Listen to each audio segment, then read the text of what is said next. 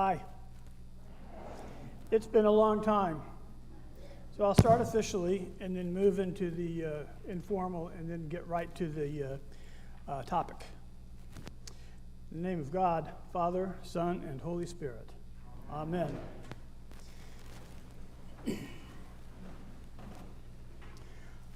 First, I want to say it's really good for me to be back doing worship with Father Jim Servillo. It's been a while.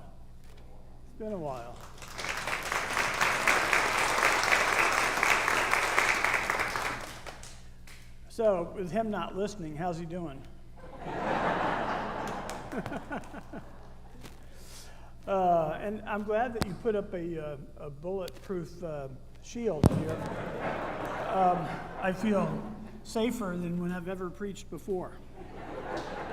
That's pretty good. So I want to say something about confirmation, and before I say anything, let me just have a show of hands for those who this day are being confirmed. Okay, good, thank you.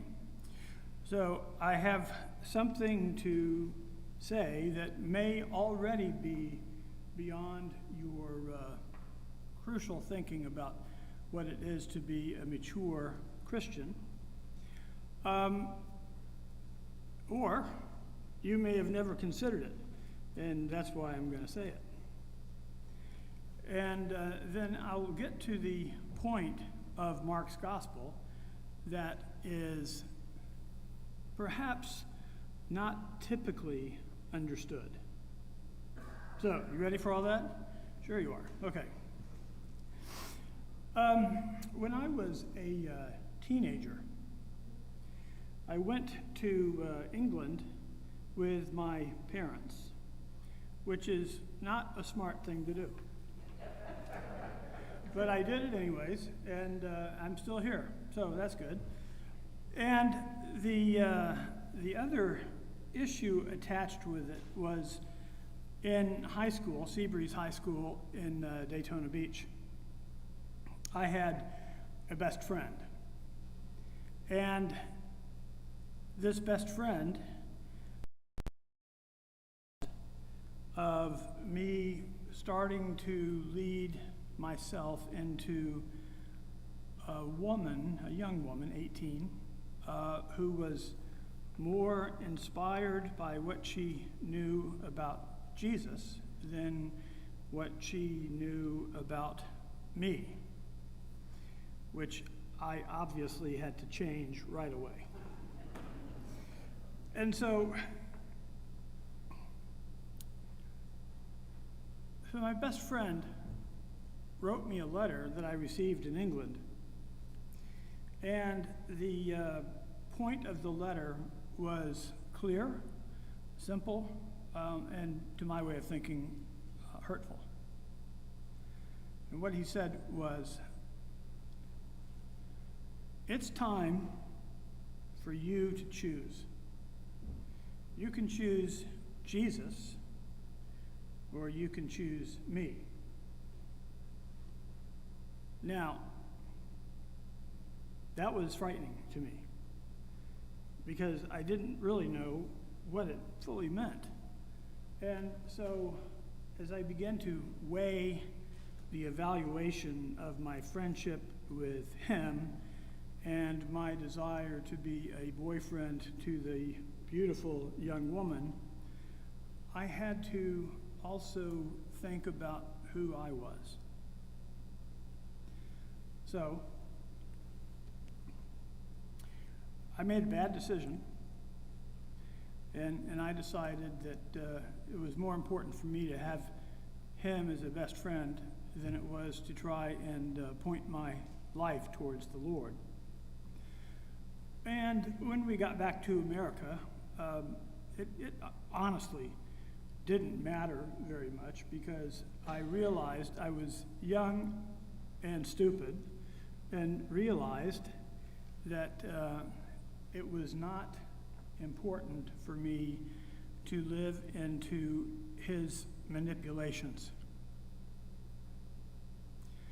And so I ultimately did not.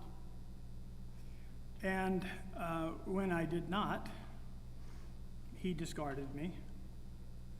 And I never actually had the girlfriend. So, I moved on in life. And that was smart.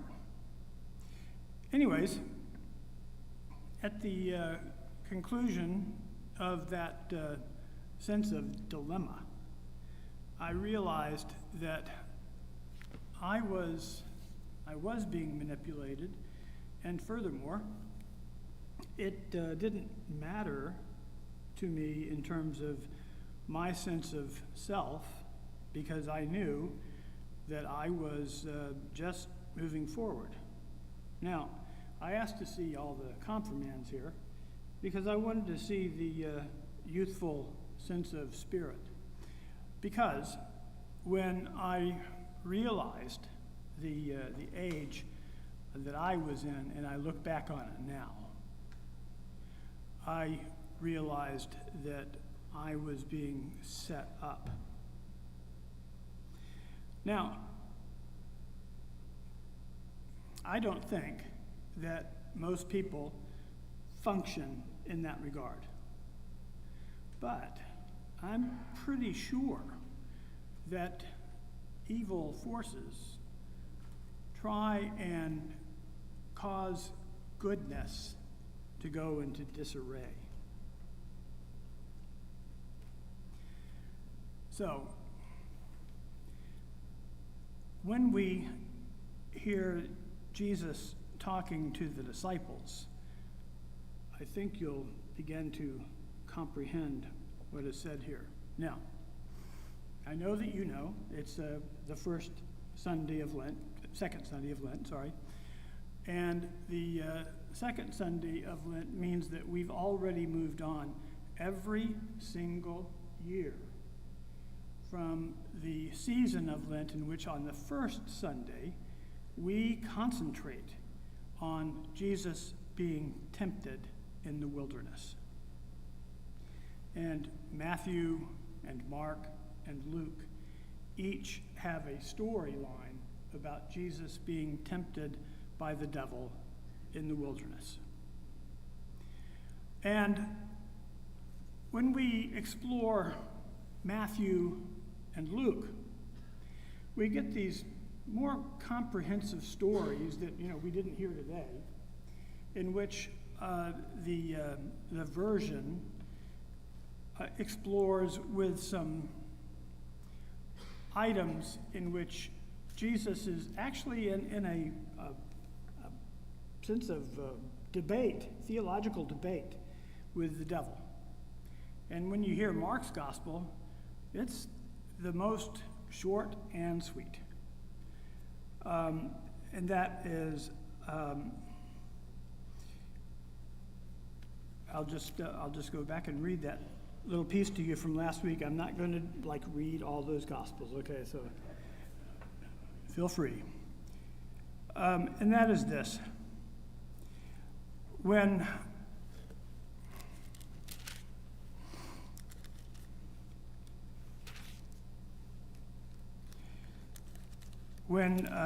Jesus was dealing with his disciples,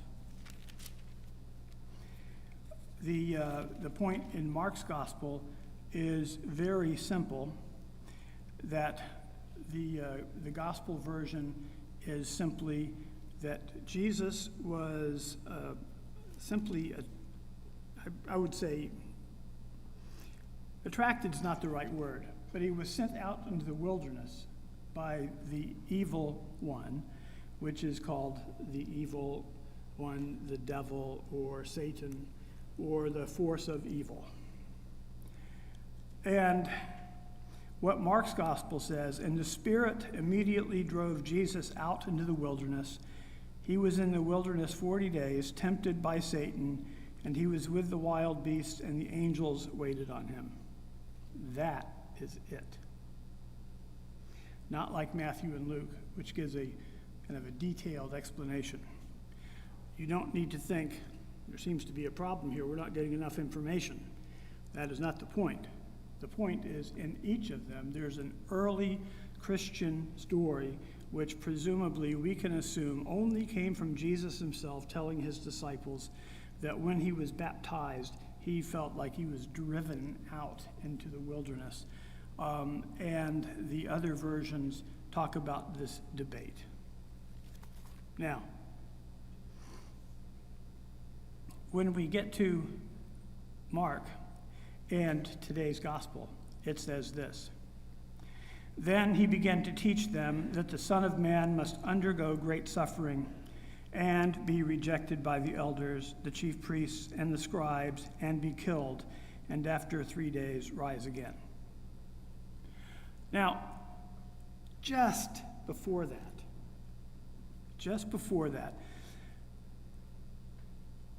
Jesus asked the disciples, "But who do you say that I am?" And Peter answered, "You are the Messiah." And he sternly ordered them not to tell anyone about him. Then he began to teach them that the Son of Man must undergo great suffering, so on and so on. And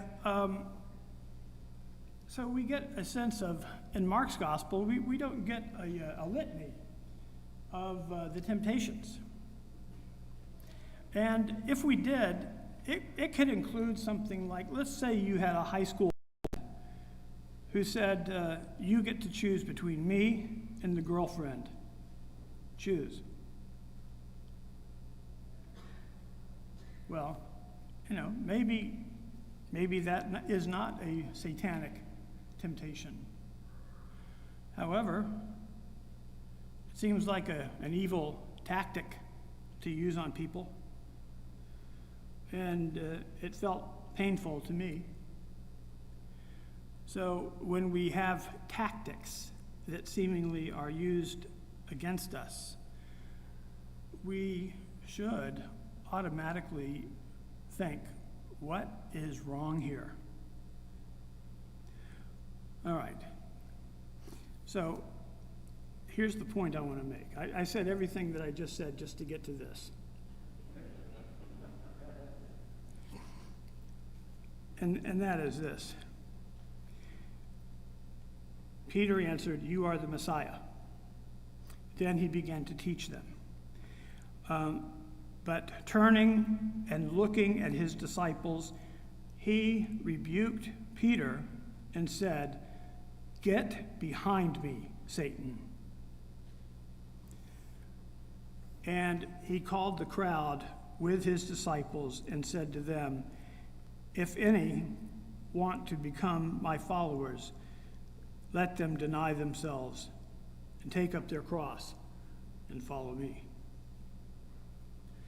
And we get this sense of image that, again, Mark does not create a litany, but he does create something that is so important that we must pay attention to what he is saying.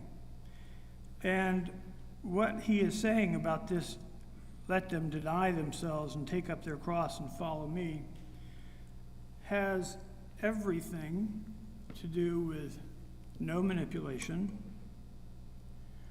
no sense of cruelty, and probably a sense where Jesus was suffering temptation. Here's the point.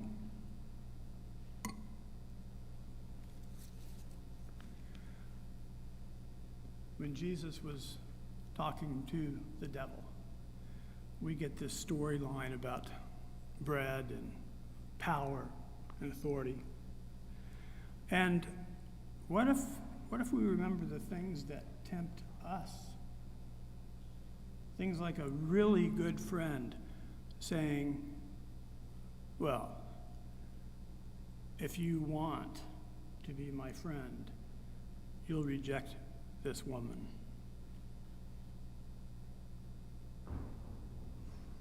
So I was, 16 or 17, and I didn't know that I had just fallen into a trap. But later on, I realized it was. And I say all this because when people are confirmed in the church, and the church is the place where people renew again their sense of baptismal authority and power, we get a sense where the gospel becomes alive. And these people are standing before us and saying that they would prefer to live into their relationship with the Lord. And the other piece is this. Just listen to this one piece. Then Jesus began to teach them that the Son of Man must undergo, and he called the crowds with his disciples and said to them, "If any want to become my followers, let them deny themselves, take up their cross, and follow me." And Mark doesn't have a storyline about Jesus being tempted. But we can assume right here in chapter 8 that we see Jesus struggling with what it means to be tempted. And, I would not spend my time right now asking you to consider the ways in which you might have been tempted in life 40, 50 years ago, or right now. And that is an important thing to remember, that you are a person, and the point is the disciples Jesus was looking at as friends, and those friends could also be problems for Jesus. It was his friends that could mess him up. It was his friends that could cause a problem in temptation. So, no matter how long we live in life, we do not know how long we're going to have to suffer with the articles of faith that can cause us problems. And, the gospel goes on, for what will it profit to gain the whole world and forfeit their life? We clearly don't have time to go into those details, but we do know that Mark's gospel was holding it up and showing that Jesus was pointing towards something that could cause deep harm. Now, just remember, I'll just say it one more time, Jesus was tempted, and when he was tempted tempted to deny himself, and tempted about wondering, what does that mean for me?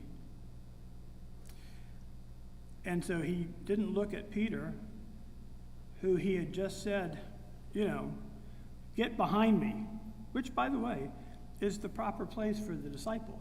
Not in front of, but behind me. And when that happened, he was looking at the disciples. They could have themselves been problems. And this sense of rebuke, Peter was clearly very proud of himself, being able to say, "You are the Messiah." And then Jesus said immediately, "Well, get behind me. You are following something that is not of God's will." So we all have to think about that. And I'm not going to say much more, but I'll say this. When I happened to be in New Orleans after Hurricane Katrina, I had a time to preach right after the last Sunday of Epiphany and talk about Ash Wednesday, which nobody came to because they couldn't get to church. So, I talked about a couple things, and then realized that when I was talking about this, I had to let them know that it already had been feeling like Lent for 6 months. And so I simply said, look, why don't we, for Lent, let's not create a big program series in the church. It already feels hard. So let's just know this. If you want to do something helpful, do something for the poor, because there was a lot of them. And the other thing was, when you feel mad and want to yell at somebody, because that happened all the time. If you wanted to buy stamps, for example, that would take at least an hour. And so I said, if you want to say something mean to somebody, don't do it. And just stop. So do something for the poor and stop. Don't do something mean. And then people from the church began to come up to me afterwards and say things like, that is so hard. It is, because usually we just do it. And so when Jesus was teaching the disciples about denying self, it doesn't mean deny yourself a new car. There were no new cars in New Orleans. They were all wiped away. You couldn't get, good food because the restaurants didn't have water. And so what it does it mean to deny self? Taking up the wood of the cross that Jesus talked about. It's sanitized by so many because we think of the cross as a piece of jewelry. I got a great one.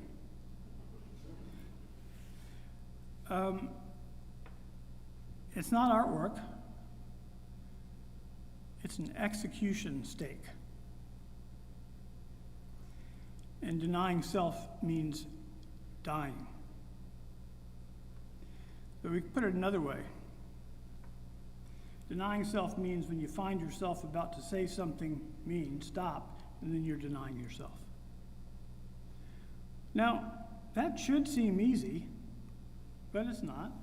So let's just review. If you want to say something mean to somebody because life is hard, like a pandemic, think about how difficult it is to what you might say that would be an impairment to somebody. That doesn't mean I deny myself chocolate, I deny myself a new car. Taking up the wood of the cross means dying. So we can put it another way. Denying self means when you find yourself about to hurt somebody with your words, stop. Denying self means not getting caught up in vocational or professional or selfish desires.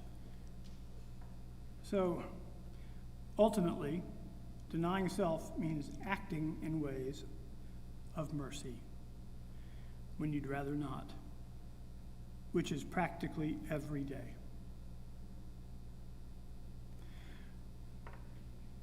Denying self means allowing the love of God that offers forgiveness of people to people who fear that they are unforgivable. And there are people in our world that feel like that every day. Denying self means acting in ways of mercy when you would rather not. Denying self means trying to take care of someone's life that's broken and make that life better. Here's the only thing I need you to remember for this day. Denying self means allowing God.